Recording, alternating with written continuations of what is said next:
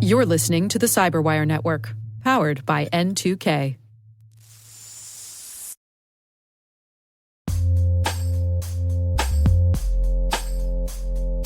Hello, dear listeners.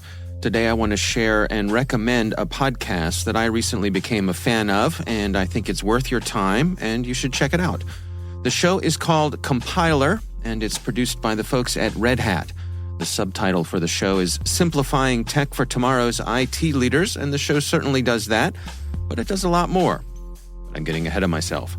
The reason Compiler has earned a regular spot on my podcast playlist is the genuine, authentic curiosity of the show's hosts, Angela Andrews and Brent Simone. Angela and Brent are your guides for journeys into all sorts of tech topics that are relevant to folks in cybersecurity and IT, and they do it in a way that's casual and conversational, but also smart and concise. This is a show that respects your time while feeding your curiosity. And Compiler has something for everyone. Doesn't matter if you're just getting started in your tech career or if you're a seasoned pro. I'm willing to bet that you'll find the Compiler podcast both entertaining and informative. So check it out. It's the Compiler podcast from Red Hat. You can find it wherever you get your podcasts.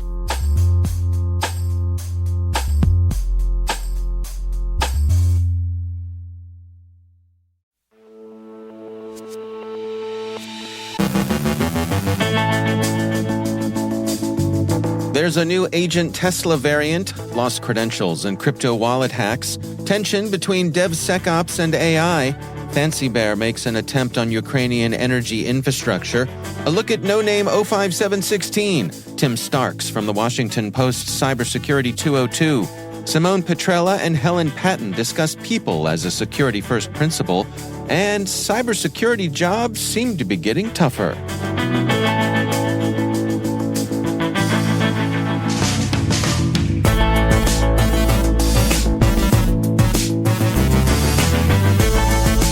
I'm Dave Bittner with your CyberWire Intel briefing for Wednesday, September 6th, 2023.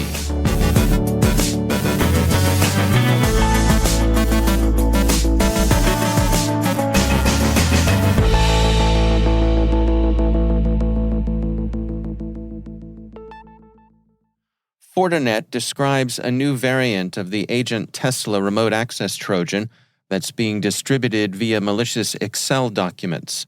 The attackers exploit a pair of long-patched CVE vulnerabilities in Excel to execute the malware. It's another case in which failure to patch leaves the door wide open to attackers. As Fortinet notes, despite fixes being released by Microsoft in November 2017 and January 2018, this vulnerability remains popular amongst threat actors, suggesting there are still unpatched devices in the wild, even after over 5 years. We are observing and mitigating 3,000 attacks per day at the IPS level. The number of observed vulnerable devices is around 1,300 per day. Cryptocurrency casino Stake.com has disclosed that hackers have stolen $41 million from its Ethereum, Binance Smart Chain, and Polygon hot wallets. BleepingComputer quotes the casino's statement about the incident as saying, "We are investigating and we will get the wallets up as soon as they're completely resecured. User funds are safe." While Stake didn't explain how the intrusion and theft occurred, it's not the only cryptocurrency operation to sustain a loss, and some of the other cases may be instructive. KrebsOnSecurity reports that another set of cryptocurrency thefts may be tied to the November 2022 breach of LastPass. Krebs cites Taylor Monahan, founder and CEO of MetaMask, who's found that a total of $35 million worth of cryptocurrency has been stolen from more than 150 individuals since December 2022. According to Monahan, the victims aren't newbies. He said, "The victim profile remains the most striking thing. They truly all are reasonably secure. They are also deeply integrated into this ecosystem, including employees of reputable crypto orgs, VCs, people who build DeFi protocols, deploy contracts, and full run nodes." Monahan and other researchers suspect that the hacks are due to attackers gradually cracking the leaked LastPass vaults. GitLab has published a report looking at the state of AI in software development, finding that 83% of those surveyed said that implementing AI in their software development processes is essential to avoid falling behind. However, 79% noted they are concerned about AI tools having access to private information or intellectual property. Additionally, 90% of respondents said they're already using or plan to use AI for software development, though 81% they need more training with AI tools. Turning to Russia's hybrid war against Ukraine, CERT-UA reported Monday that the GRU's APT-28, Fancy Bear, has attempted to compromise an unspecified energy facility with a phishing campaign that carries a malicious payload in a zip file attached to an email. If the attachment is opened, the victim is open to remote code execution.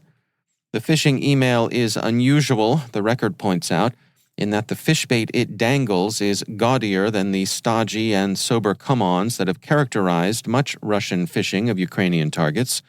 The text of the email often reads like this: "Hi, I talked to 3 girls, and they agreed their photos are in the archive. I suggest checking them out on the website." Should the recipients incautiously do so, they'll be taken to some apparently innocent websites where the malware will be served up piping hot. CERT-UA says an alert user tipped them off to the phishing before any substantial damage was apparently done. The Record has published a report on the Russian hacktivist auxiliary no-name 05716. Like other such auxiliaries, they've specialized in DDoS attacks, most recently against financial institutions in Poland and Czechia. Compared to its peers, however, the Record finds no-name more disciplined, selecting targets and studying their vulnerabilities before initiating the attack. The group also doesn't rely on widely traded commodity malware, preferring to rely on its own bespoke tool, DDoSia. The group lacks a public face analogous to Killnet's noisy yet still mysterious figurehead KillMilk. Who funds no-name remains unclear. It obviously acts in the Russian interest, with a preference for NATO targets, but there haven't been any obvious signs of money flowing to the group from the Russian government, according to the Record. And finally, there are some curious cross-currents in the cybersecurity labor market.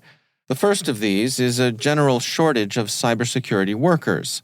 TechTarget's Enterprise Strategy Group and the Information Systems Security Association have published research looking at the cybersecurity workforce, finding that the majority of cybersecurity workers said their jobs have grown more difficult over the past 2 years.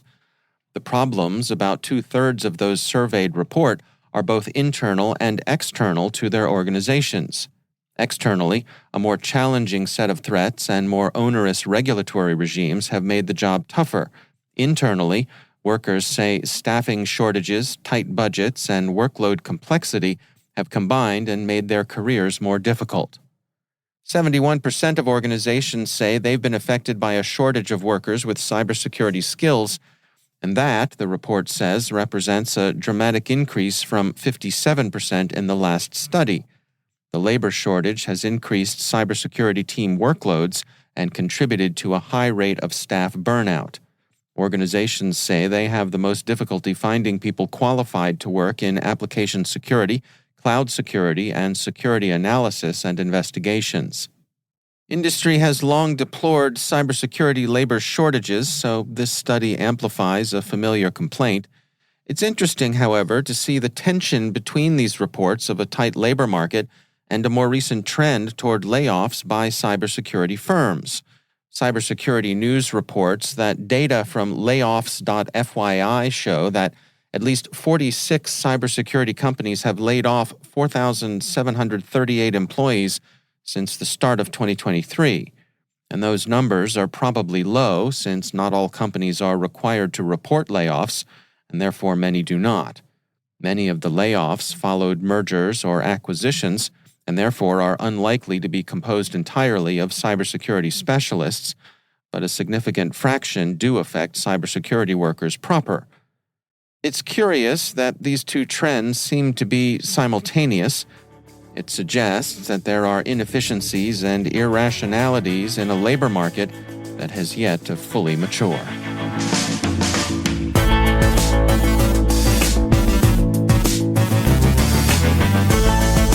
Coming up after the break, Tim Starks from the Washington Post's Cybersecurity 202, Simone Petrella and Helen Patton discuss people as a security-first principle. Stay with us.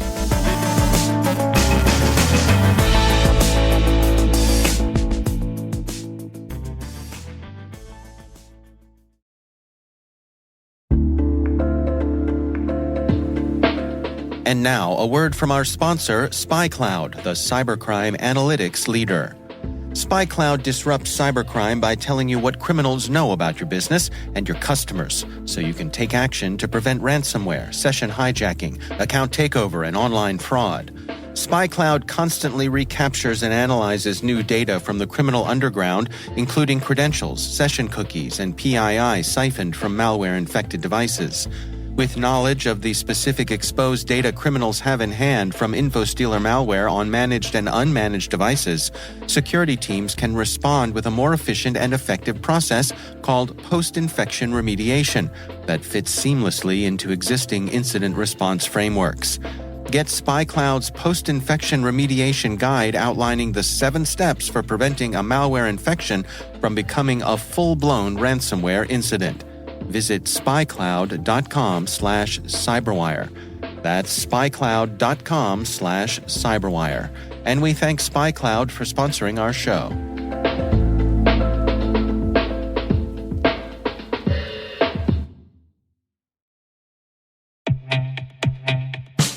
Tired of cybersecurity mega conferences?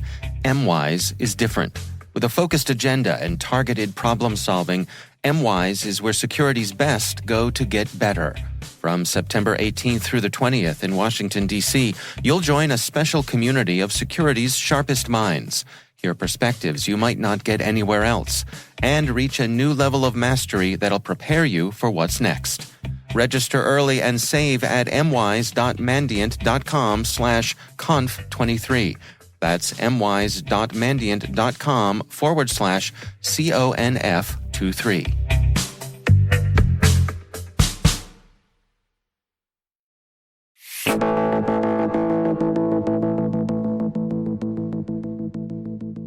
There's a generally accepted principle in business that your organization is only as good as your people. Hiring the right people, training them, keeping them up to date, and investing in them are all critical to establishing and maintaining an effective and fulfilling workplace culture. Helen Patton is Chief Information Security Officer for Cisco's Security Business Group and author of the book Navigating the Cybersecurity Career Path. As part of a series of segments we call Solution Spotlight, our own N2K President Simone Petrella sat down with Helen Patton. Here's their conversation. Helen, we've had some great conversations in the past, and one of the things that I think we connected on immediately is our mutual belief that successful business outcomes are not possible without good people and a strategy to have good people. What in your own career path solidified this notion for you?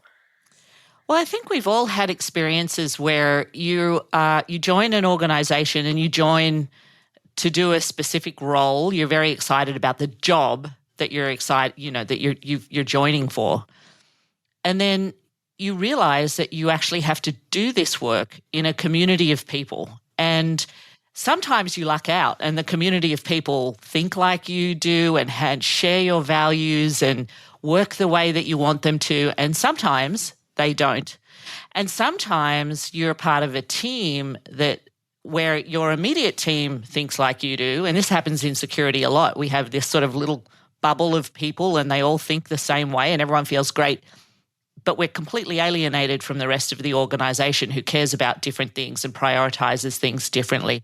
And so in my own career, I've experienced all of these kinds of variations on this theme. And I really got to the point of saying, if you're going to be a leader of security, you have to control that.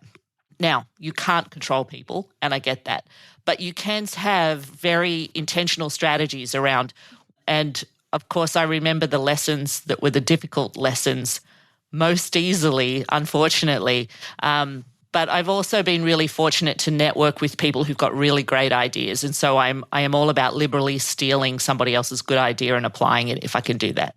You actually wrote a book on this topic, and it was released in late 2021, just as we were all just kind of sitting at home, really learning a brave new world. But tell us a little bit about the book and what inspired you to write about it in the first place. Well, so I had always thought that in my own career, I would either end up doing a PhD or I would end up writing a book. And I hit this point where I had a fork in the road. Which one am I going to do? And I couldn't work out how to do a PhD and stay a full-time working adult. And so I decided to write the book. So that was that. And then the question was, what do you write a book about? Well, at the time, I was the CISO at The Ohio State University. And when you are there, you're always getting asked for career advice. You get asked for career advice from people, from the students who are trying to hack into cyber for the very first time. But I also would be asked to talk to people who were already in security, but they were dealing with some issue. How do I deal with being a woman in security? And I found myself being invited for coffee to talk about these things. And what I was finding was, one, I didn't have enough tolerance for caffeine that I could meet with as many people as I wanted. And two, the answers were mostly the same, right? Like you certainly, everyone's an individual, I get it. But from an advice perspective, you tend to start from the same point. So when I was thinking about what do I want to write a book about, I was thinking maybe if I wrote this down and my answers down, I could mentor at scale. One of the sections that has stood out most to me in our conversations as well, though, is the final section. You have it divided into 3 parts, and there's a lot that's geared towards the individual, but there's also a whole section on leading, and for those who are starting to lead in cybersecurity. And a lot of the elements that you discuss is what goes into building and communicating a strong business case for a security program. It includes things like having a security strategy and building a diverse team, how to fund that strategy, how do you talk security to a non-security audience. I'm actually curious, before we even get into kind of what should people do, what are some of the things you see today that security leaders make as mistakes that's standing in their way to preventing them from kind of having these principles widely adopted in their organizations? That question is like a whole thesis all on its own. There's lots. I think the first thing I would say to answer that question is that security as a professional discipline tends to be everywhere in a business. We tend to sit in technology, and we might originate from technology, but we find ourselves working with legal or finance or HR or sales or development, whatever. We tend to be everywhere. And the tendency of a cybersecurity leader who isn't as mature is to try and be all things to all people. And it's really easy in the security space to find a reason where you should be involved in everybody's business. And at some point you burn out. So being able to be clear on what kind of security person are you? Are you more of a risk management kind of person? Are you a technologist who runs cybersecurity technology? Are you somewhere in the middle? Do you come from a privacy background? Like understanding the kind of security person you are. I think the second thing is then knowing where your boundaries are, which I know is related, but there are some things you can control and there are some things you can't. And I think being intentional about what you can do about the things you can control, great, that goes into your strategy. That's where you spend your time. But being able to say, this thing over here, the way this leader thinks, or the fact that I haven't got money right now, or these things I can't control. So being able to then be able to let that go gracefully, or being able to then have a reactive strategy to that is really important as well. So those would be the first 2 places I would start. Well, and the old adage goes, you only are as successful as the people that are around you, and that includes the team you built underneath you. But if we don't have the right team, it's going to actually contribute to that burnout. Yeah, for sure. This usually first comes up when people are thinking, do I stay an individual contributor or do I become a people manager? And so they're learning on the job. if they have any accountability, they realize that their failures as a manager has direct implications to the success and happiness of the people who are on their team. And some people go, yay, I love this responsibility, and they rise to the challenge. And other people go, hell no, I didn't sign up for this. So, understanding what it takes in terms of coaching and mentoring, there's a lot of parenting overlap, actually, that goes into people managers, right? Often as a manager, you don't feel like you've got a lot of time. So it's a big balance. It's a challenge. The last question I have for you is, once you apply all those principles, or if you do apply all those principles, how do you measure whether the things that you're putting in place or those strategies are having the impact on the business, or they're successful the way that you want them to be? There is no magic metric. I know there's mean time to detect and mean time to repair and there's all those things. But I think whether or not you're successful is very contextual to the organization you're in. I think sometimes the measurement of success isn't a security metric. It should be. There's got to be something in that balanced scorecard that is a security metric. But it might be something like the turnover rate of your employees. What's your voluntary turnover rate in your team? If it's super high, you're probably getting something wrong, right? Maybe if you're trying to do cultural change in the organization, you're going to measure the engagement of the non-security employees at your company with your security team. So there isn't one metric, but for me, internally within my own team, I am looking for engagement. You can spend your whole life trying to get the right metric and never find it. Well, it just goes to prove that it's a hard problem, and one that can't be solved overnight. As you said, there's no magic wand. Well, Helen, thank you so much for joining me today. And for those who are looking for an opportunity to read more on the topic, but Helen will still potentially get a cup of coffee with you, the name of the book is Navigating the Cybersecurity Career Path by Helen Patton. Helen, thank you so much. Thank you for having me. That's Helen Patton, Chief Information Security Officer for Cisco's Security Business Group and author of the book Navigating the Cybersecurity Career Path. She spoke with our own N2K president, Simone Petrella.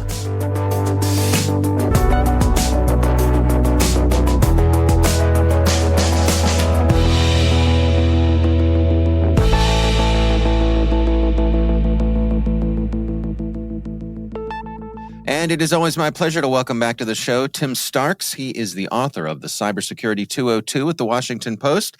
Tim, great to have you back. Dave.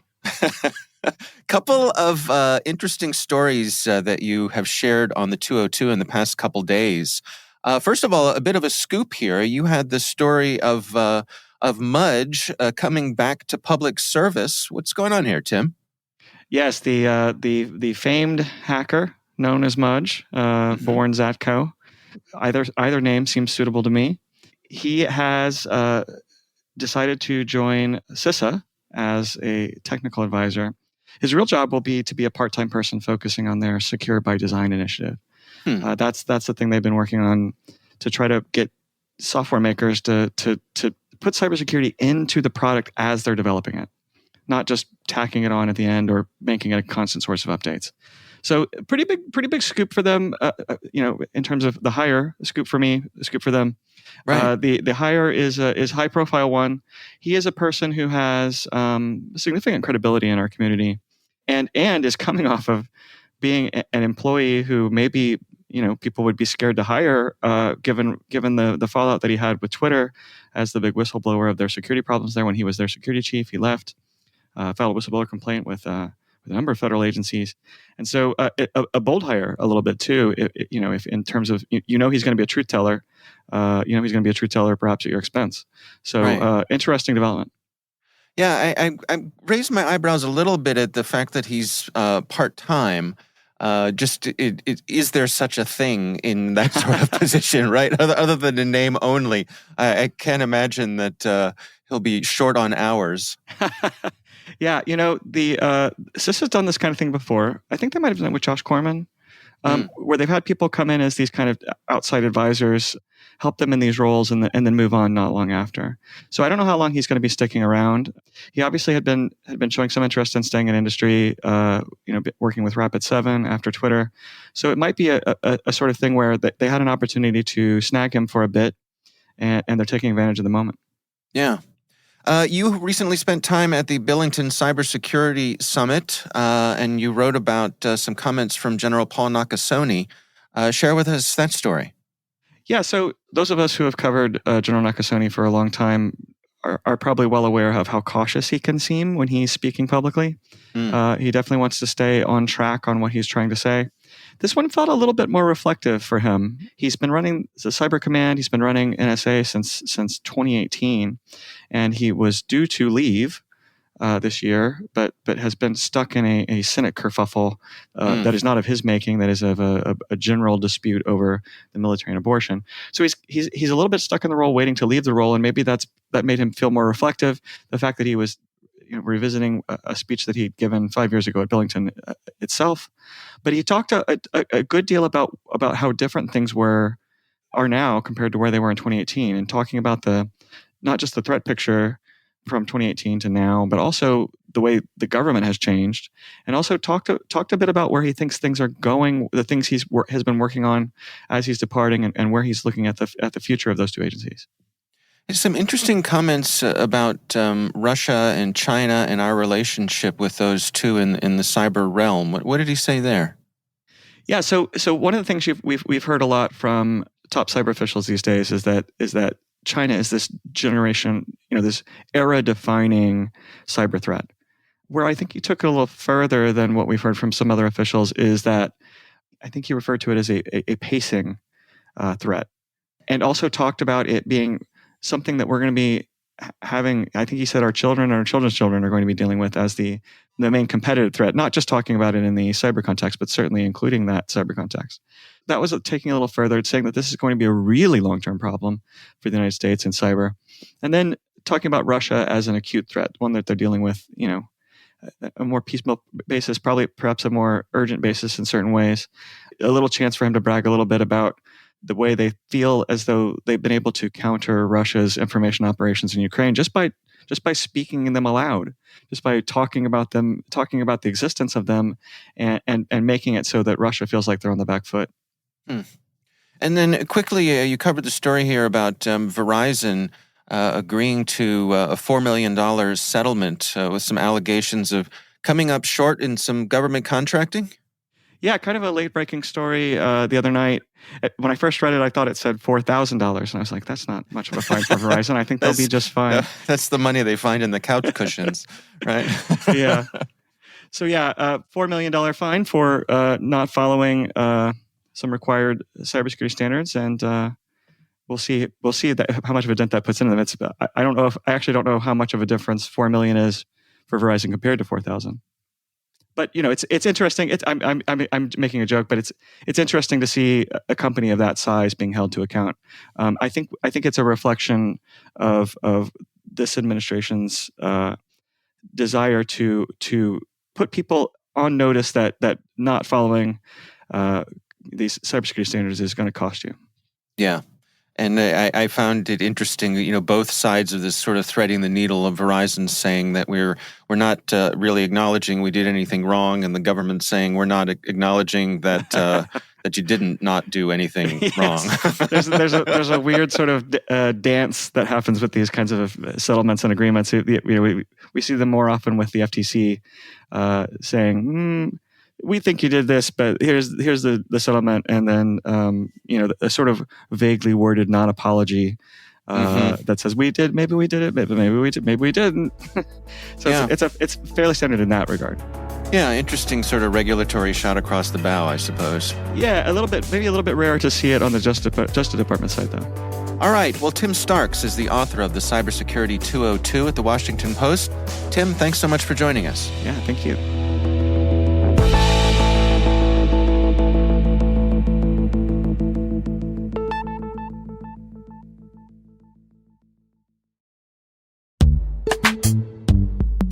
And now, a word from our sponsor, Syntiant. As an 8A hub zone minority and women-owned small business company, Syntiot specializes not only in software engineering, but in artificial intelligence and cybersecurity as well. Syntiot's customers, and they retain those customers, include the U.S. Department of Defense, the intelligence community, and the Departments of State and Justice. Their mission is to protect the systems that protect the people who protect us. If you're looking for a partner in accomplishing your mission, check out Syntiot.com. That's Cinteot.com. Your partners in everything data and cybersecurity.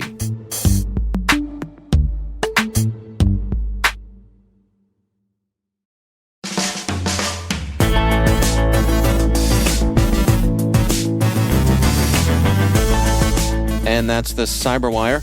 For links to all of today's stories, check out our daily briefing at thecyberwire.com. We'd love to know what you think of this podcast.